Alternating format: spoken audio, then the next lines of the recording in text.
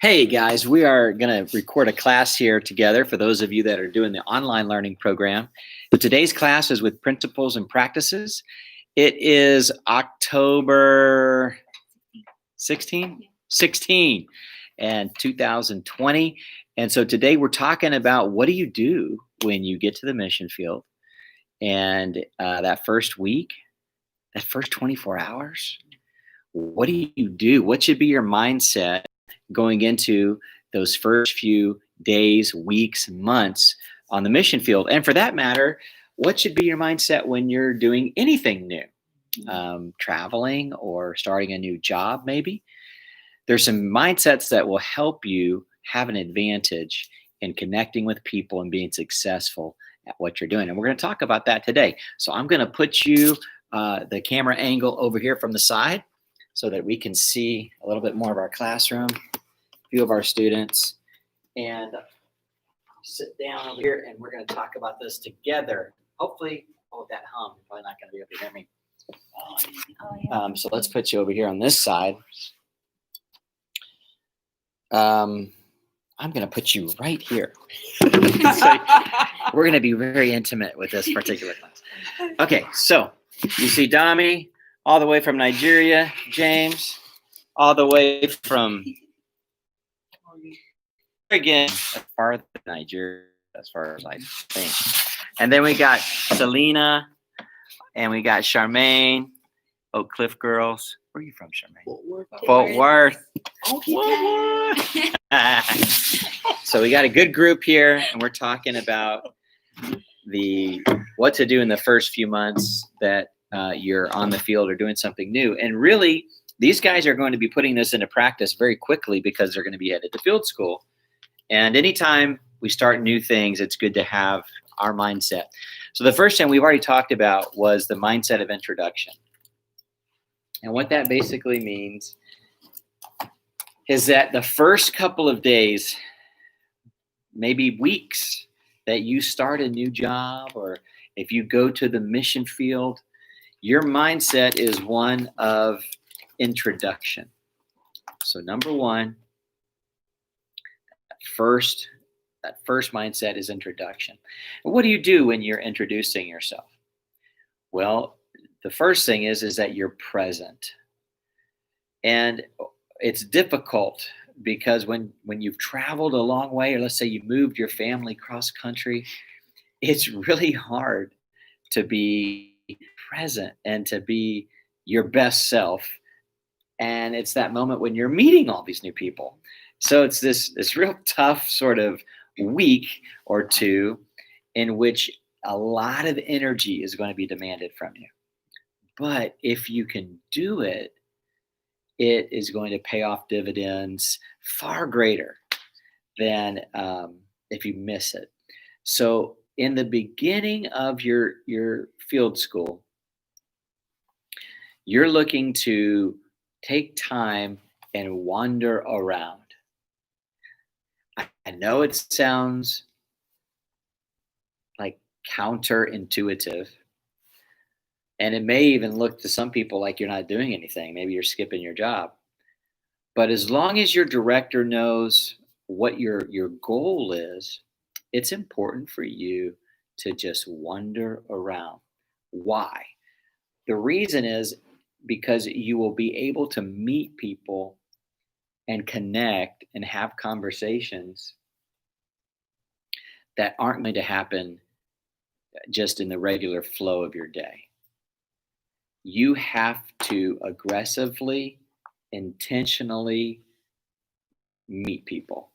And that's not something that this social media driven culture is very good at.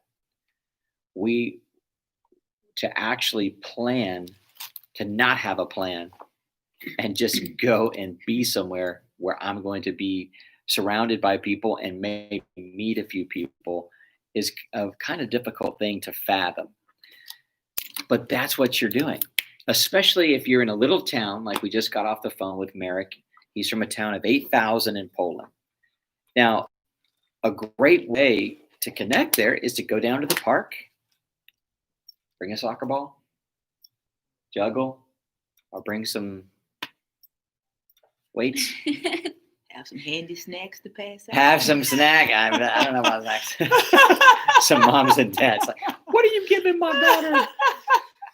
But just to be there, and all of a sudden you'll find yourself in a conversation with people. That's what this first few weeks is all about. Talking to people around the office, baking cookies and bringing it to the church, and just being that person that's putting their best foot forward so people know you are on their team. A big thing to start with is encouragement. So when people are introducing themselves, you are telling them how beautiful their necklace is, and then you find out, oh, they make jewelry. Oh, wow, it's so beautiful. You're commenting on how wonderful their their children are so well behaved. Their home is so beautiful. Everywhere you go, it's the most beautiful thing ever. And now you don't have to think of this as being insincere. What I'm trying to do is train you to see the good. And it doesn't matter where you are, there's always beauty. There are always treasures to be unearthed.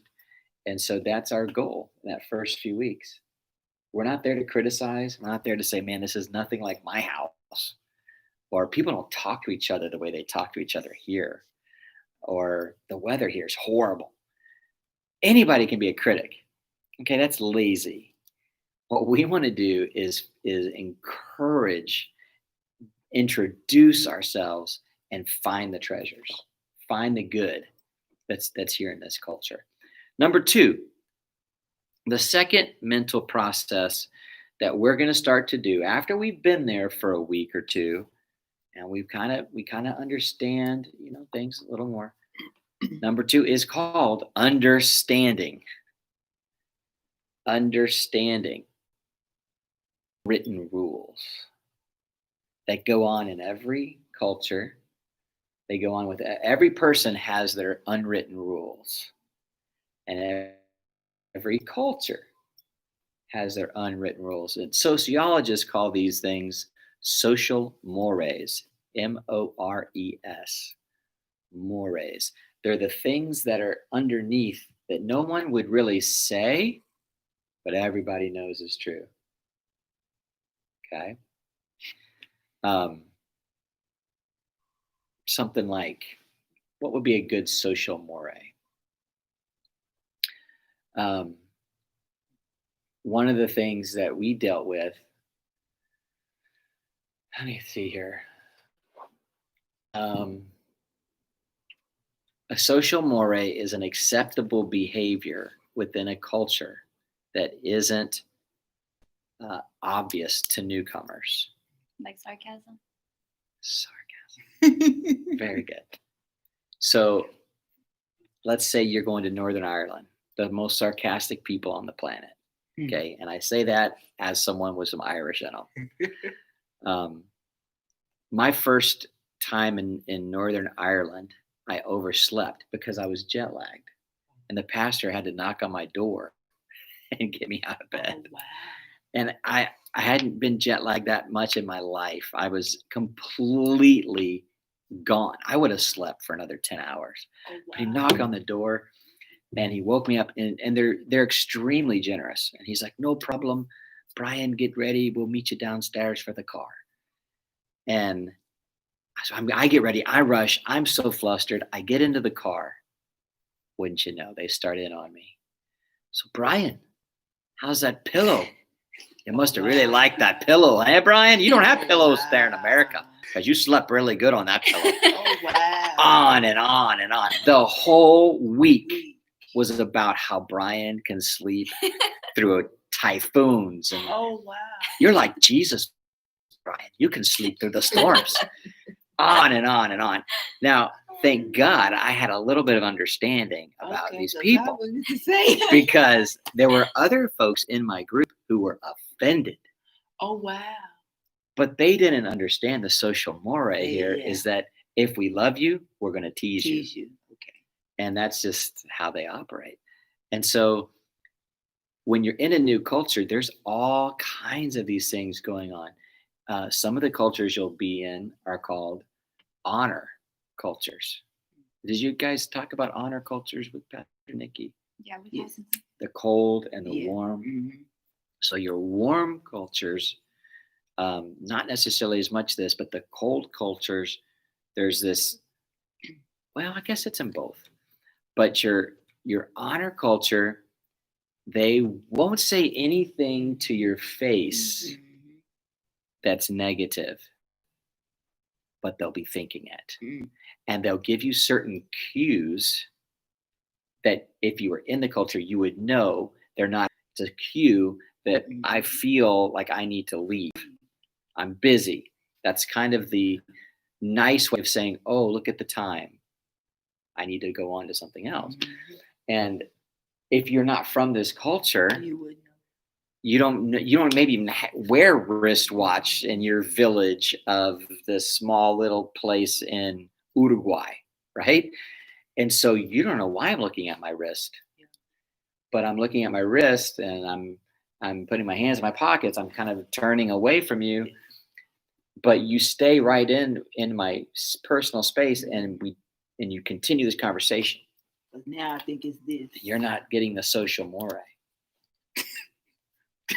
Yeah, now we're just, oh, look, I got to go. Somebody's calling. Mhm. So, understanding the culture, the unwritten rules,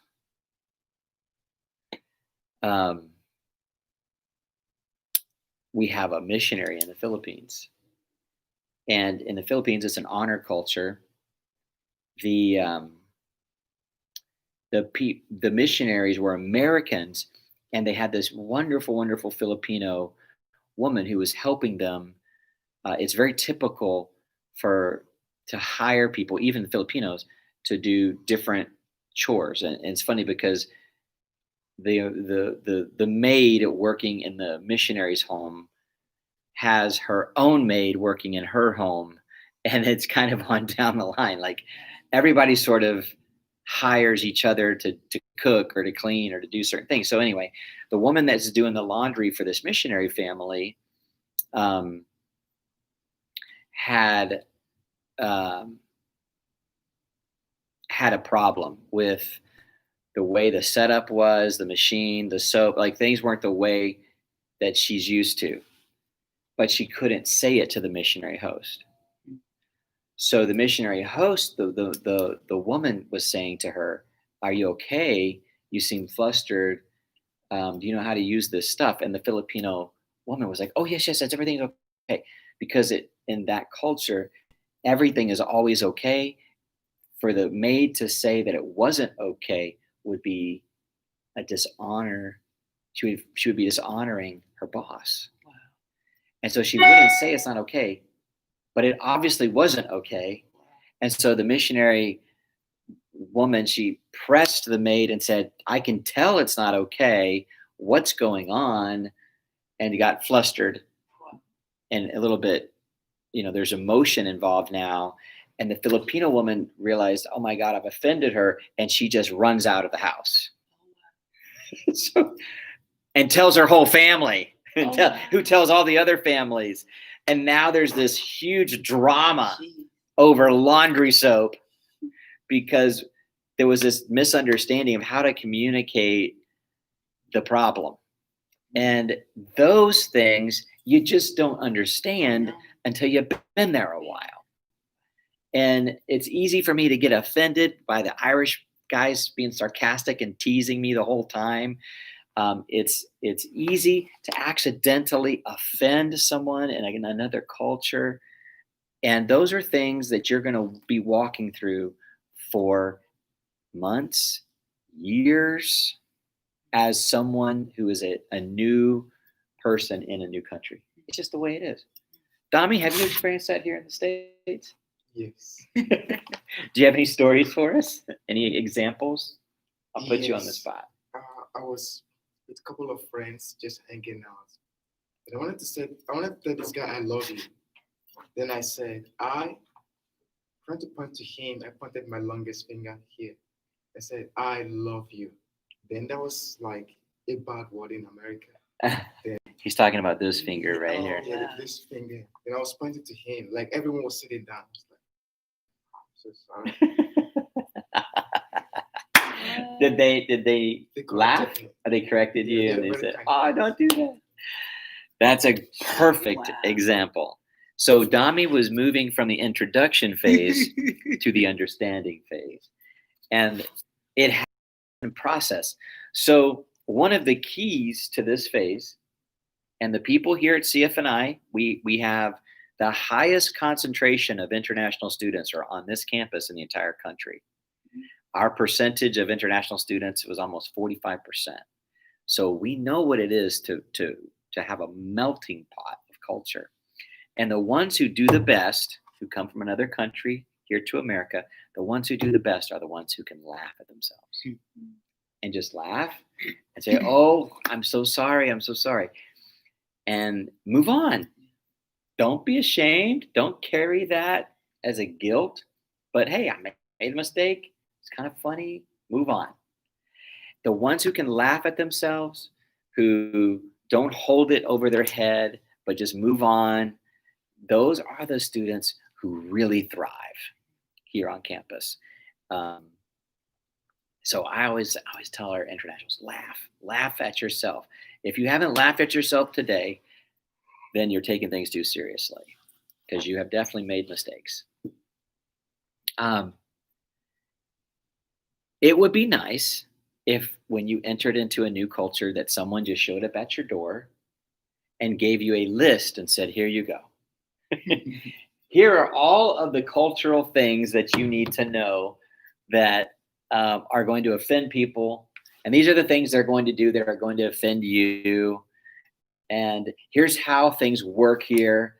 It would be so nice.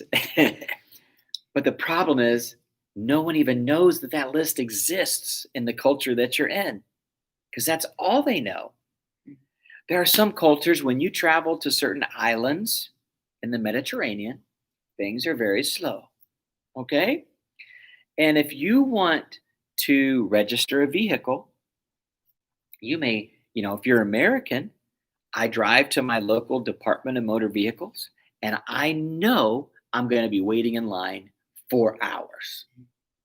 I'll be in line for hours, but I'll probably get it done that day.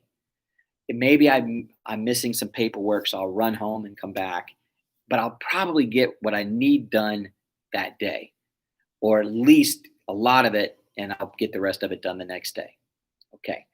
Well, if you're in Cyprus, let's say, things aren't going to move that quickly. You're going to show up at their version of the Department of Motor Vehicles, and there's just going to be a sign on the door, closed early. Oh, wow. No explanation, just close early. I really need to register my moped because that's what you would drive there, and you get well, the person who does that isn't going to be back till next month. Oh. And that's legit story from our missionary who's in Cyprus. And it took him almost 6 months to register a moped. Okay? So that's not going to be written out somewhere when you get off the plane in Cyprus. It's going to take a really long time to do things civically or through the different departments of the state. But it's just accepted. Everybody understands. We're just going to get it done when we get it done. Mm-hmm. And so that's part of this understanding. What's I that? told her note to self, don't go to Cyprus. Don't go to Cyprus. No, it is a wonder. Once you get into that frame of mind, everybody's like, "Oh, yeah, works there. He's my nephew's cousin's friend. I'll tell him you're coming and we'll get taken care of." And you don't go to the DMV in Cyprus. You talk to Billy's cousins and then you get it figured out in their living room. And it's just a different way of doing it. One of the things when you're learning has a voice that those in power listen to. So sometimes within an organization, you'll have leaders that have the title, but then you'll have leaders that have the power. And those are two different things. Sometimes a church if you're working in a church, there might be a particular board member that has the ear of the pastoral staff. And you think that pastoral staff, certain people on there are making all this. Now it's Fred, the board member guy. Like if you're a youth pastor and you want to redecorate your youth room, you would be wise to go to Fred and say, hey, Fred, man, look at how dilapidated my youth room is. Yeah, it is pretty bad. Fred, what if we painted it? That's a great idea. We need to paint. I'm going to bring that up at the board meeting. Next thing you know, your pastor's giving you dollars to paint your youth room because you found out who's really kind of the influencer of that organization.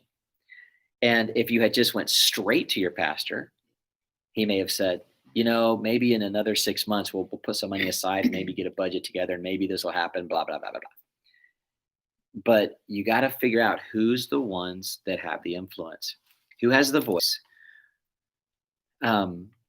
Jeannie Mayo, when I was a youth pastor, Jeannie Mayo was, and she still is to this day, she is one of the leading voices for training up youth pastors. And Jeannie used to tell us that it takes you 5 years of being somewhere before you even know what you need to be doing. Like you can be in a new town and be the youth pastor of First Baptist Church. But it takes you 5 years to figure out there's an opioid issue there. And that issue isn't from who you think it's from. It's actually here. And the people that are in charge of it are actually here.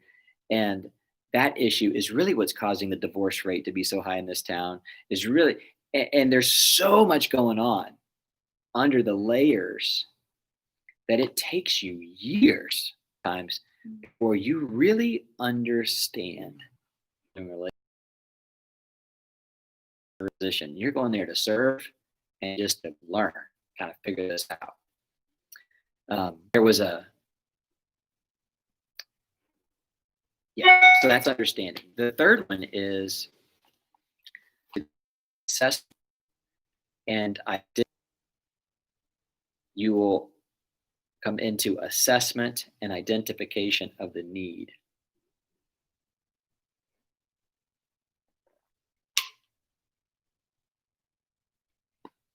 Once you come to a place of understanding,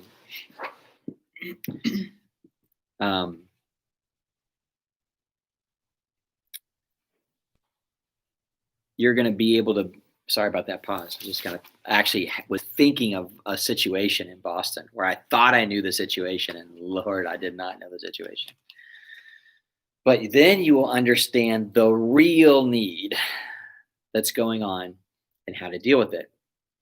Remember that the Lord is at work within the culture, and the best way to impact people is to find out where the Lord is working and join him. And what may not be obvious to you at first will eventually reveal itself. So assessment and identification of the need. There's an amazing thing that happens. It's almost like it's like feast or famine, where you feel almost like a famine after the first 6 months to a year. You started doing the things that you thought needed to be done, and they're not having the impact that you thought they would. And you kind of go through a little bit of a dry season, like, why did I even come here? And in the midst of all of that, the real issues start to reveal themselves. The real things start to come out of the surface. It's unbelievable. It's crazy.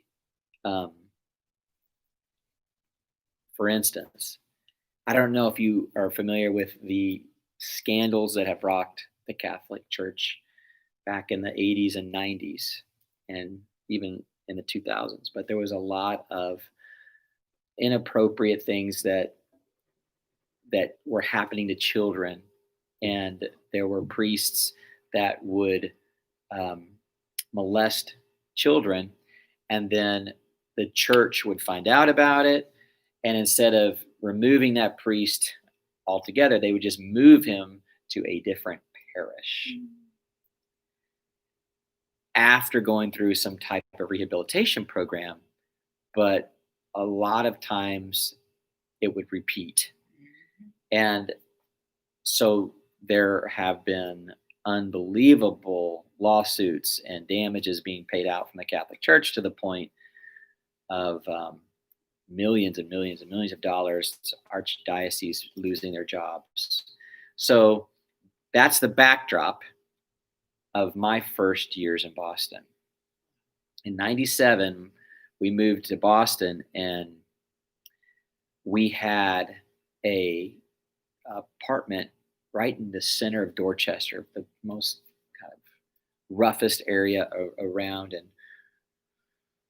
we had we were moving into this apartment, and some of the local kids are all outside playing, and some of them were running up and down the ramp of our moving truck. And I'm looking at this as a chance to meet some people, right? So we're high-fiving the kids, and everybody's ended up playing some like catch with a football, and we're all just having a good time. My wife's there, my in-laws are there, we're all just moving in.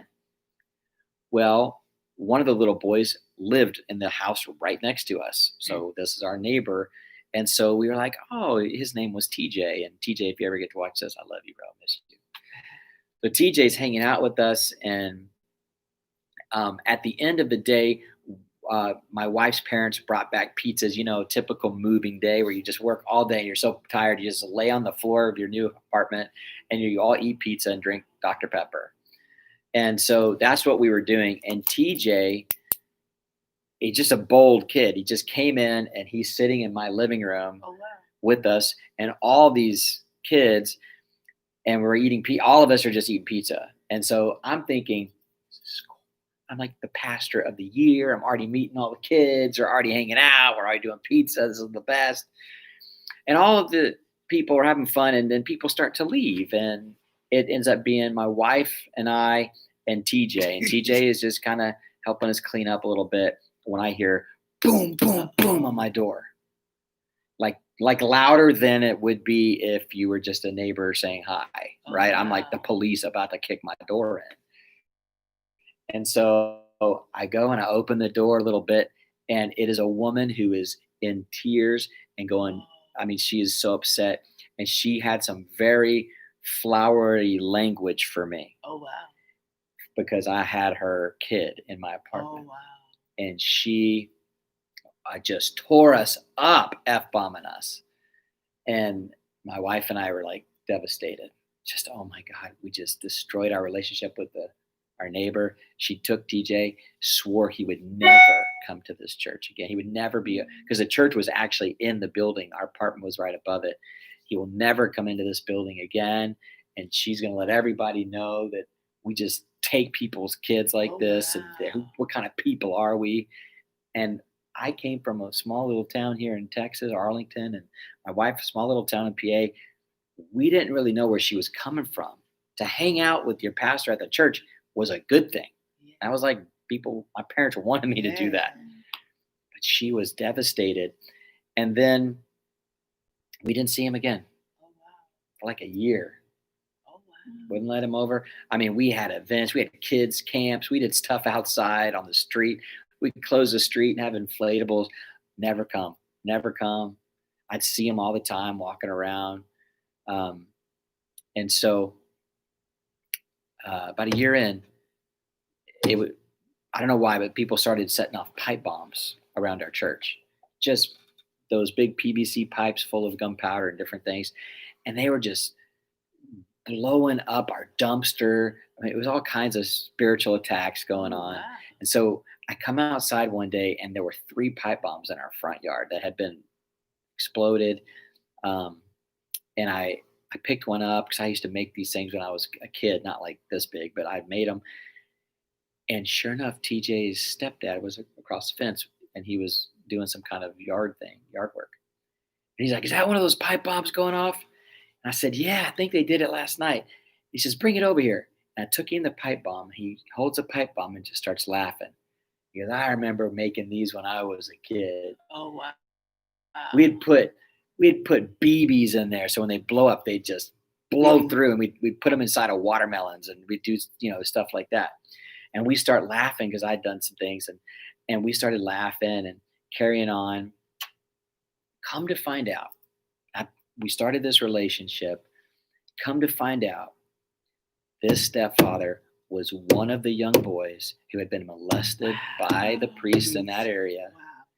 and had never recovered, was involved in some of the lawsuits, and had that baggage and old hurt that this is not going to happen to his kids or to his people. And he didn't want anything to do with TJ and Cassie and the other kids coming over to our place because of that fear.